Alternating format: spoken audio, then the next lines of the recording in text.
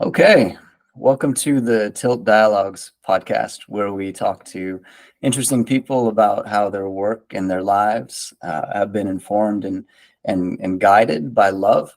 Love is a force that we regard as a connector that brings together all the little corners of the universe across space and time. And so far, we've talked to a doctor, an author, and now for episode 3, we're talking to Logan Rose, a self-described failed humanitarian, and someone with whom I instantly felt an unexplainable kinship with when I met him more than a decade ago. So, Logan, thank you for coming on to share your story today. My pleasure. Could you start by telling us a little bit about, your background and how you got interested in humanitarian work? Yeah, sure. First of all, thank you for inviting me to your podcast. I'm totally honored and excited to share a little bit about my life's experiences related to the theme.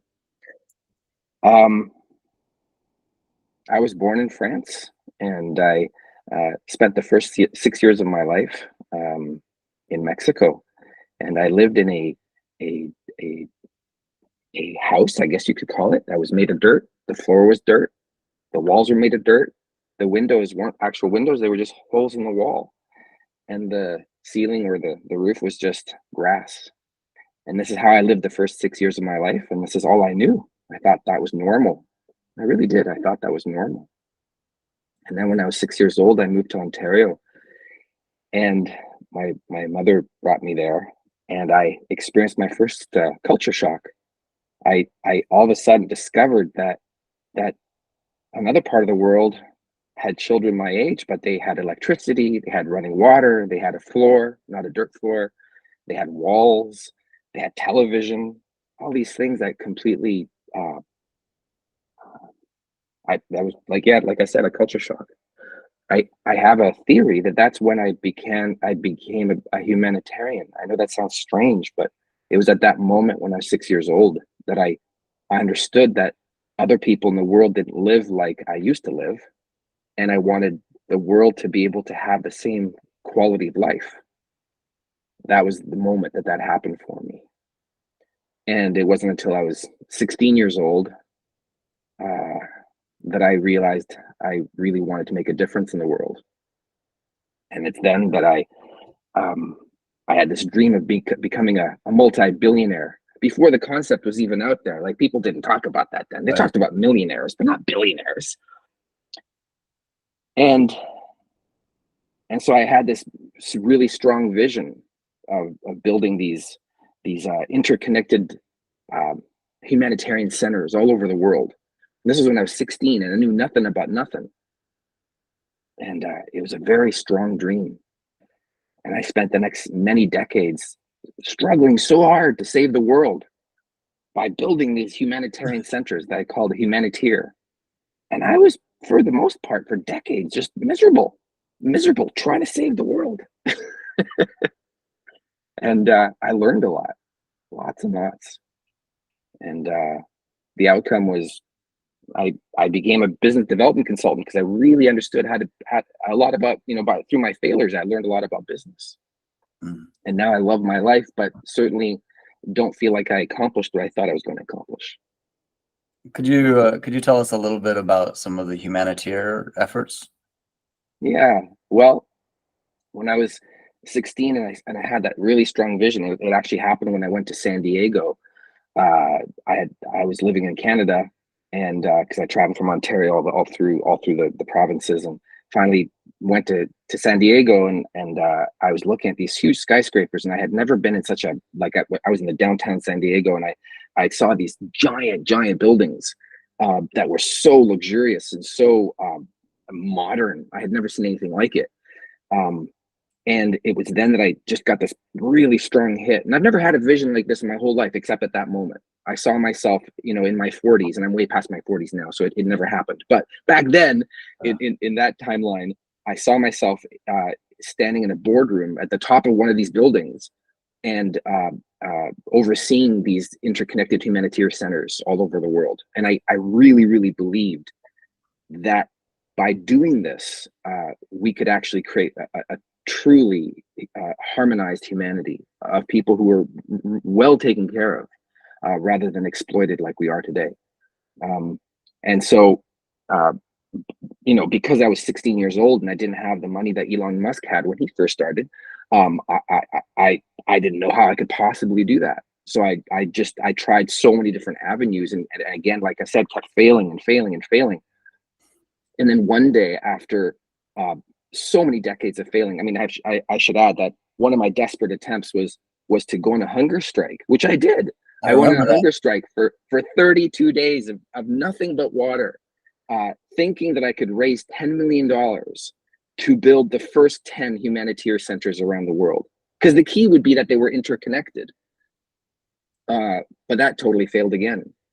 And so I finally did set up what I would call Humanitarian Center 1.0, which was a health food store that I I helped to become quite successful in our town, and an internet lounge, and an art gallery, all interconnected, and community was starting to form. And for me, that was the most humble beginning to creating the first humanitarian center.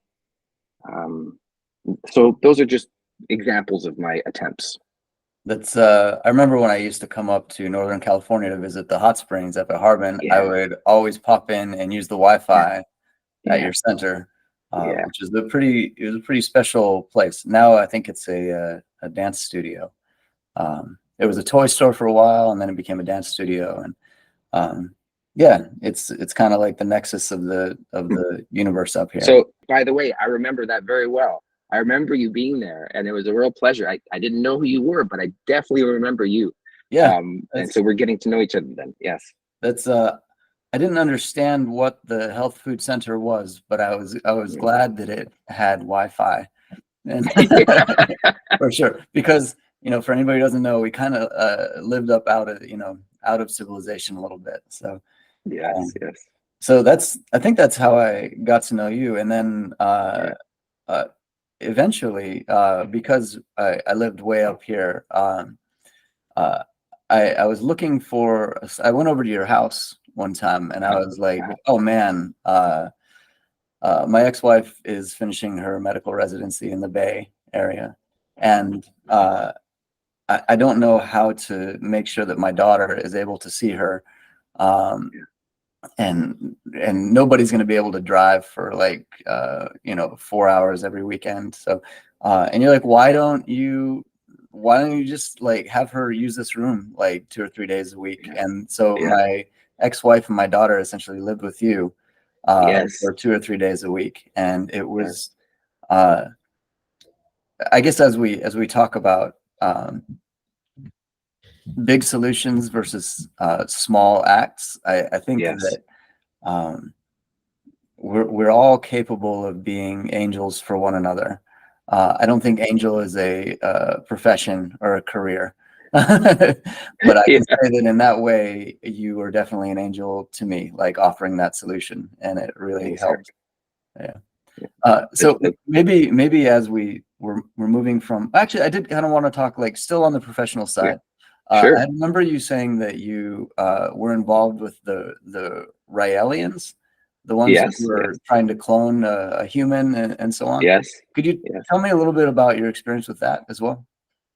Huh. Well, that's a very broad question. Okay, so how do I answer that? I, I forgot that maybe we would talk about that. So I'm caught off guard, but totally prepared to answer that question. Sure, sure. So, um, let's see. When I was a little kid, I was super fascinated by extraterrestrial life, and really where that came from for me is that around 6 years old, I remember it like it was yesterday. I was a summer night, and I was lying on the grass, and there's an adult next to me, and we were both looking at the stars, and it was one of those clear summer nights, and I think I was still fascinated by this even before 6 years old, but this was a turning point for me. And I was looking at these stars, and it was just awe-inspiring, and I was looking at them, and the guy next to me said, what's fascinating is that a lot of the stars you're looking up at right now, they're not actually stars. They're actual galaxies. They're entire galaxies that you're looking up at right now. And you see them as a star. And that's when I think I grokked it. I grokked that the universe was infinite. Like there, you know, everything was just infinite in all directions. And that's when I started thinking in my mind. I kind of felt it in me that life isn't just on Earth. Life is everywhere. Life is everywhere. I was just convinced of that.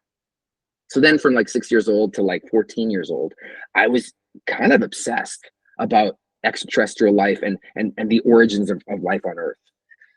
And when I was 14, I found this guy's book, Rel's book, and I read the book, and it totally, like, it was right up my alley. It was super not woo-woo, and it was super not far-fetched. It just was like, whoa, this is crazy. Like, it was exactly what I had been looking for. So then I got involved for years, kind of on and off, because it wasn't exactly my wheelhouse. It wasn't exactly the perfect fit for me, but I definitely experienced some of the most amazing experiences of my life were inside the Rayleigh movement, for sure. So that's a kind of a broad picture. But now to answer your question is like, what was my overall experience? I'd say I learned the most important things about who I am today through what Rail taught, through him and through my mother. My mother and this guy are the two people who've taught me more beauty than anything else. I experienced some of the most beautiful and transformational experiences of my life in the movement by going to the seminars and things like that. And also, it just wasn't the right fit for me long term. Mm-hmm. And so I've been gone for, I think, 15 years or something like that. And that's where I am today. And regarding cloning, to ask your question, that was kind of one of the turning points for me, and a lot of people were involved. Whether cloning really happened or not, I tend to think not. I tend to think it was all just made up by one of the key players in the organization. But maybe not. Maybe it really did happen. Maybe we have a few cloned human beings on the planet today, thanks to the scientist who's in the movement now. Who knows? She's a really beautiful person, but I kind of wonder whether what she said was true or not. I think that's why I find that aspect of your story to be so interesting, because it, you know, in all likelihood, it was a big failed experiment, but it also led to a whole bunch of micro experiences that you and positive people and other people had that were really positive for themselves.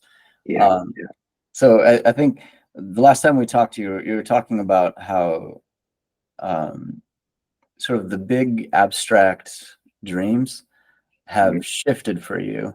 And I'm curious if you can tell us a bit about what that shift was like, and whether there was any inflection points that led to that, you know, what that looked like. Yeah, for sure. And just so you know, if we ever had another talk like this, talking about the Rayleigh movement would be a fascinating topic for me. I'm sure. Just, you know, let's do another one. We'll go super deep. All I saw was that documentary, and I felt like maybe that wasn't the whole story. Oh gosh, no. That Netflix documentary just touched on some highlights. So let's see. I think when I was younger, when I was like 16 years old, I never had a dad. And so I felt like I had to prove myself to my dad so that I'd be like loved enough to actually him wanting to see me again.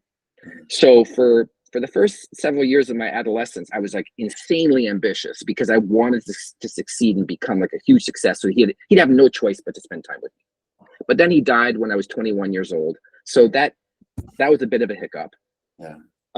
But regardless, my ambition was super, super strong for like from 16 years old until, you know, for decades after that. And I have to say that I never understood until now that actually for me, ambition is the result of ambition is just a lot of misery, at least for me.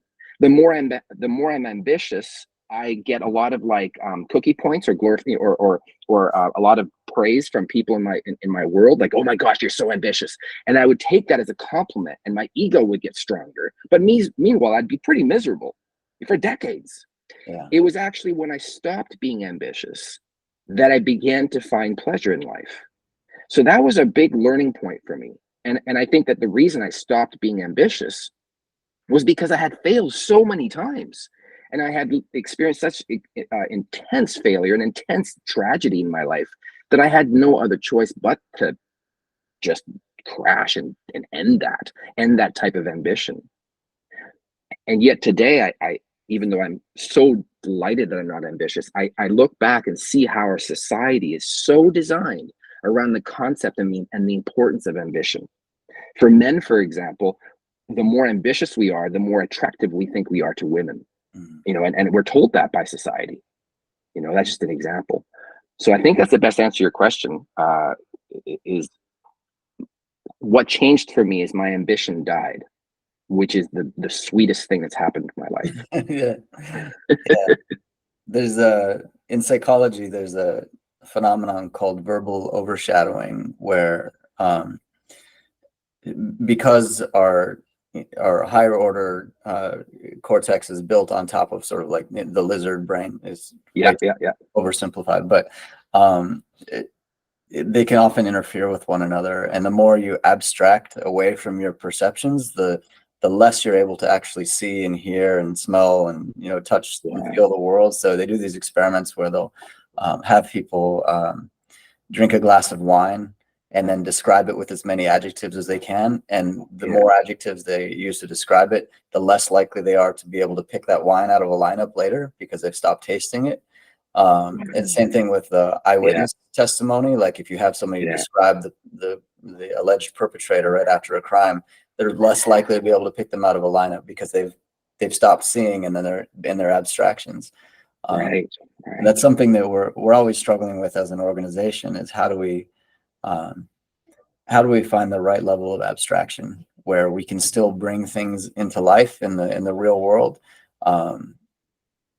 Yeah. And I think it's interesting. You had talked about who makes an impact.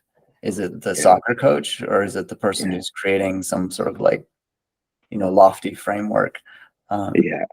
Anyway. And then I think, so as much as you want to go into this, feel free, or not go into it. But I mean, we did experience a fair bit of trauma as a town. When it burned down, and you, I think, experienced more trauma than a lot of people. At your level of comfort, like, can you talk about how that kind of fit in with your inflection? Sure. I'm taking a moment because I'm trying to see how to connect that to future things I want to share. I think that one of the things about ambition, so this is related, it's kind of backtracking a moment, but going to your question. Ambition was something that was who I was. It was my entire identity, keyword identity. My identity was like this insanely ambitious workaholic humanitarian wannabe. And I really did. I wanted to become like the next Elon Musk, like by far. I felt like I deserved it.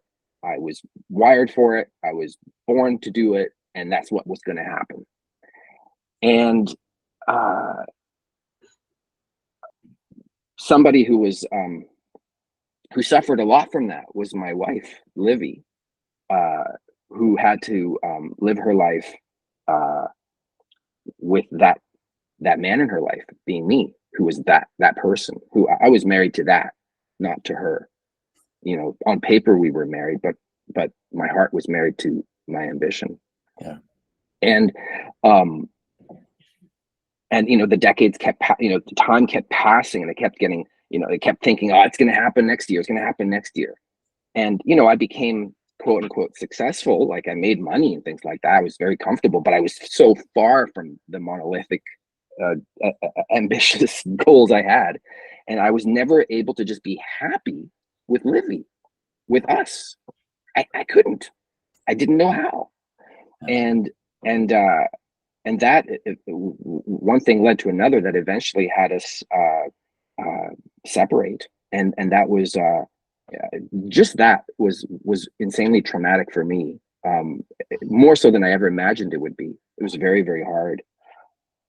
And I think that's when I kind of settled to opening up the health food store, going, you know, I'm gonna, you know, I was starting to question my ambition, and that's when I opened up the health food store. Pretty much when she and I separated, and you know, in my books, I had failed, and so I was going to do this and see if something serendipitous would happen out of that.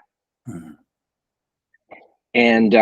And then the Valley Fire happened, which was one of the worst California fires in history, and it destroyed, you know, 1,300 homes. And one of my dearest friends died in that fire. And so that was kind of like more the same. Like I lost Livy. You know, the entire community was completely devastated by these fires. You know, and I was just kind of confused, like where are things going?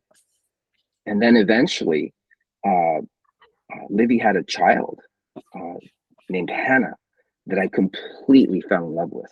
I was heads over heels in love with this little girl, and she separated from her partner, from the father of Hannah, and she was working for my company at the time. And so she and I talked, and I said, well, look, my home is big enough. Why don't you just move to my place? You and Hannah can live at my place for now while you figure out what you're going to do next. And those years that she lived at my home, that Livy and Hannah lived at my home, were the sweetest years of my life by leaps and bounds. Only today I can say that it's starting to get good again. But it was such a sweet time of my life to be able to love Livy. Not together, we were strictly platonic, but I still got to have her in my life. And there was this newfound respect that she and I had for each other, because we didn't own each other anymore. We were single human beings, but we loved each other infinitely. I knew that Livy would be my spirit wife for the rest of my life. I knew that. And that Hannah would become my spirit daughter for the rest of my life. I would be there for her till the day I died. I knew that. I knew it. And I went on vacation in Greece, and when I was on vacation, I found out that they both died. And that was the hardest moment of my life. I came back to home, and walked into my home to find all of Hannah's toys everywhere and all of Livy's food in the fridge, everything completely untouched, like it had never, like they were there the day before, and they had died, I think 3 days before I had arrived. And that was the most difficult moment of my life, walking into that house. So I had to move. I couldn't stay there anymore, even though I had been living there for 12 years. I had to move from that home. But I think I learned a lot about, I don't know how to answer this, Eric. I feel like I learned a lot about love at that moment. I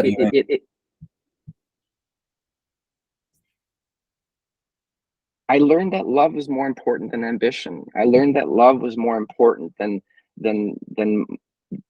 anything else. I don't know. My heart changed. Who I was as a person completely changed at that moment. I should also say that I completely died at that moment. My identity died. For a year and a half after that, even though I had moved and everything, I was crying almost every day, like, and not just a little cry, like just falling apart crying, you know? Yeah. And I remember about a year and a half later, one of my dearest friends in the world named Lokita, she said to me, you know, you may want to go see a specialist. And I was like, what, me? I don't know, I'm fine. But I realized I knew, obviously I wasn't. You know, I had been in this state for a year and a half. It's like they had died 5 minutes ago, a year and a half later. So that's when I went to see a professional, an expert, who coincidentally I didn't realize until later was a specialist in post-traumatic stress disorder, PTSD. And she saw me in the first half an hour. She said, do you know you have PTSD? And I'm like, what? You know, I'd like, and then she said, yeah, out of the 15 symptoms, you have at least 11 of them. I'm like, oh, you know. And so then I did work with her, and I finally got over it. And you know, for people who've had PTSD in their lives, I just want to say, yes, I'm convinced it's curable, because there's a lot of people who believe it's not. And for me, the analogy that I have is this: is that life has its, we go up in life, go down in life. It's got, it's got potholes in life, where we're, it's a bit of a roller coaster. And if the analogy of driving a car, it's like you've got uphills and downhills, you've got potholes, and you've got everything right on this road. And that's what life is, except if you get struck by a trauma that's way too intense for your system to handle, it's like the car that you're driving goes right into the ditch and then gets stuck there. It's not traveling anymore. It's just stuck spinning its wheels. Yeah. And in my case, for a year and a half. And it took this specialist to help me understand how to bring my vehicle back onto the road so I can start riding, driving on the road of life again. So that's where I am now. And you strike me as, and you always have struck me as, a deeply rational person. Yes. I imagine that can make it a little harder to get to be, I should be fine, right? I should be fine. Exactly. Therefore, I'm fine, right? Like, yeah, exactly. So I'm curious, like, what sorts of tools did you learn from the PTSD specialist to help it even face that you had like extensive trauma? I love that question because, and you're right. I've always been an uber rational person. Like that's kind of my thing. It's actually why I like this book that Raoul wrote, because it was like uber rational, right? It wasn't, it wasn't supernatural and all this weird stuff. It just made sense. Well, because of that rationality, you're absolutely right. When I was a year and a half into my PTSD and completely stuck there, I did exactly what you just described. It's like, this happened a year and a half ago. I should get over this, right? It's like, it's done. It's over. Move on. Start dating again. And by the way, and I should say, any girl that I did spend after that, it was a total disaster because all I was a total mess. Yeah. Finally understood through this therapist is that no matter how rational my brain is, I have something else in my body that I didn't really understand I had, which is I have a nervous system. The nervous system, like you were talking about, the reptilian brain back here, it's part of that. It's all connected to a part of our bodies that's much more basic than our logical, rational brain thinking, oh, I want to do this and do that. The nervous system needs to be super taken care of. And that's what I learned from that. And so now, my spirit animal today has become the turtle. I got my shell and I, tuck inside and come out once in a while. But the reason I do that is because I understand, regardless how my brain might be thinking, I have a nervous system that I do need to take care of. And I didn't understand that in the past. Yeah. Wow. Thank you for sharing all of that. My pleasure. Wow. So your arc, it sort of landed you in a happier place, in a healthier place. Yes. And what are you up to now? Well, I will answer that just after talking about love, if I may answer, if I can just talk about love, because that's a significant aspect of what you do. So I will tell you about what I do presently, but I want to connect to what I've just talked about with love. Please. Because for me, what I didn't understand when I was 6 years old and I had just arrived from Mexico into Ontario, where I realized you don't have to live in a dirt house. Your windows can actually have glass in them. You can have a television and watch entertainment, all that kind of stuff. Yeah. What I didn't know then was that what was driving me to being humanitarian was my love. I didn't know that then. And even at 16 years old, when I began my, this, insane ambition to get the love of my father, to be able to, be loved enough to, spend time with him. Or even after he passed away, when I had this, insane ambition to build these humanitarian centers all over the world, I never understood that ambition was really just about love. I didn't understand love like I do now. And here's how love to me is relevant. When I talk about my nervous system is a part of me that would put me into PTSD if I don't take care of it, for example. And what I understand today is that my nervous system is a part of me that I need to love. I need to really, really love myself. And from there, I need to love people around me as much as I possibly can. There was a man, he was the husband of Lokita. Lokita was the woman who reminded me to go see a PTSD specialist. And he said a statement that I'll always remember. It was kind of his life's motto is, how much more can you love? How much more can you love? And to me, that sentence or that question is the answer to absolutely everything that's happening in this world. It is just that. It is, how much more can you love? In all of the actions that we take in our lives, from the people we help at the grocery store to bring their shopping cart back or whatever it might be, to the people we choose to have in our lives, to the relationships we have, is how much can we love? And that's much more important than building a Tesla vehicle, a Tesla electric vehicle. It is, it's more important.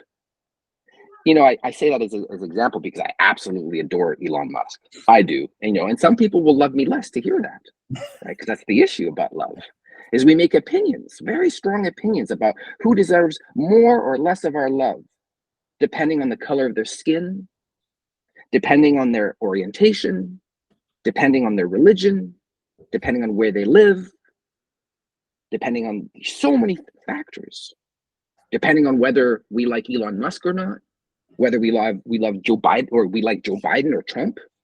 We love more or less depending on all of those factors.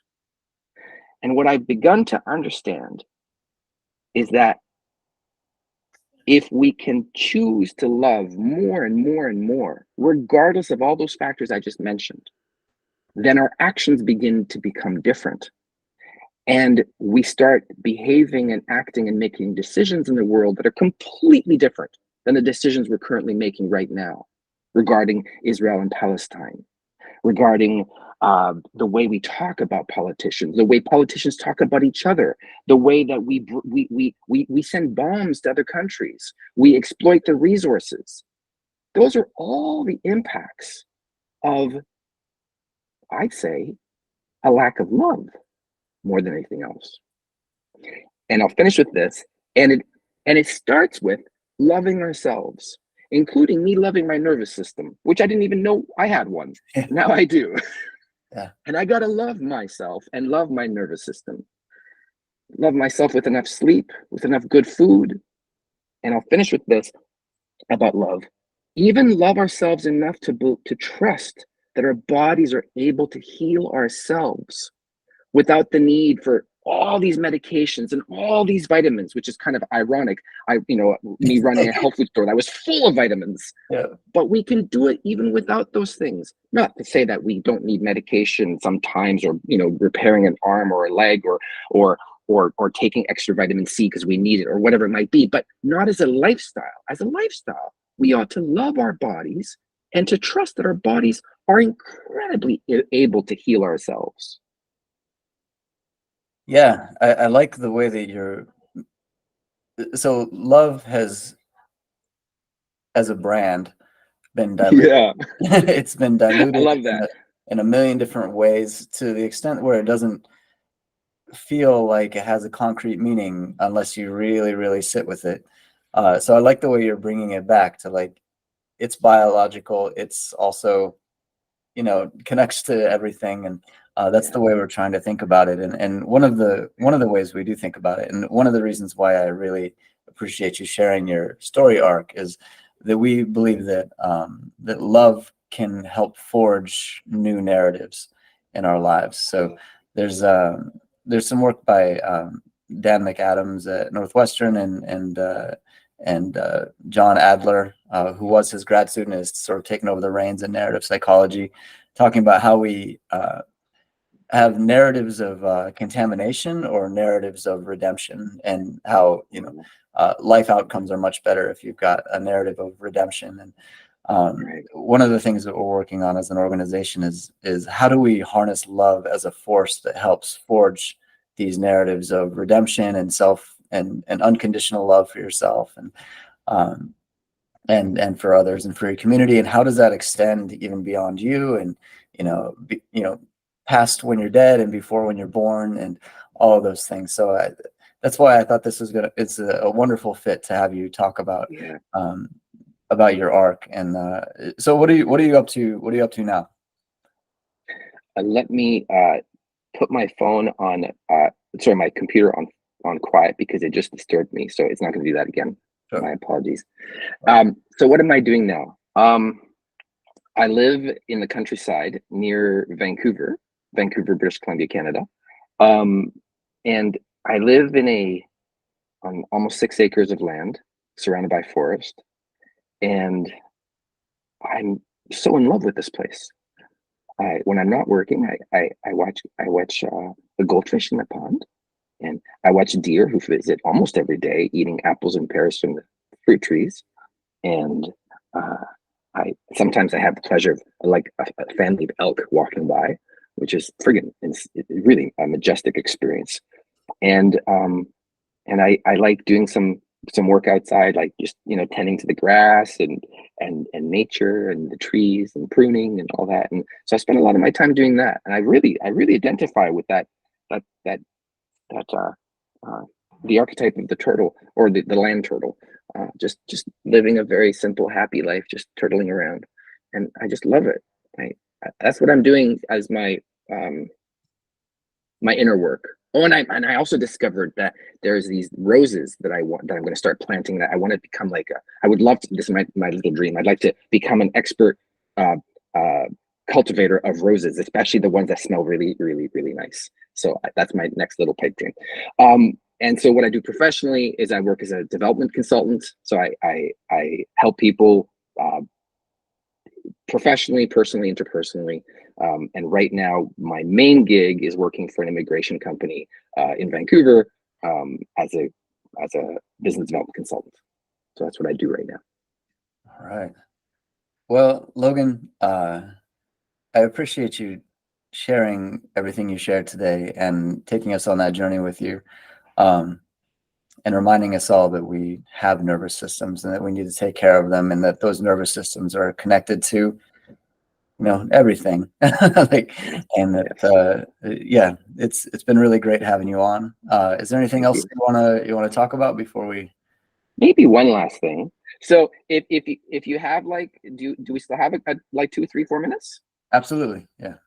And you can just cut this part out if you think your audience doesn't want to hear it. You talk about what this is fascinating for me. Like, this is a really okay. So this is the last fascinating thing for me that it's been playing on my mind ever since you invited me to be on this podcast with you, and I'm super delighted to be. It's a beautiful way to reconnect with you, and a neat way for me to connect with your audience. There's been something tickling my brain for the past 10 days or so that I didn't find a way to slip it in. So this would be the time. So, it's related to love again. I feel like regarding love, there's a cartoon called Beauty and the Beast, which I know we're all aware of. And the cartoon, the original Walt Disney cartoon, there's a moment in that cartoon where the villagers, they're singing this song, and they're saying, "We do not love what we do not understand." Something like that. I'm paraphrasing. As a matter of fact, we really don't. We hate it, or something like that. I don't remember, but it's this thing. I'm not very good with remembering lyrics, but I remember the message. And I remember hearing that and going, yeah, that's a lot of what our society is we do not love what we do not understand, or what's different than us. And I was thinking how in the United States, there's this law where you can't marry two people. It's called polygamy, and it's illegal, right? So it's a Christian-based law that says you can't be different than what we want, which is we want, a monogamous relationship.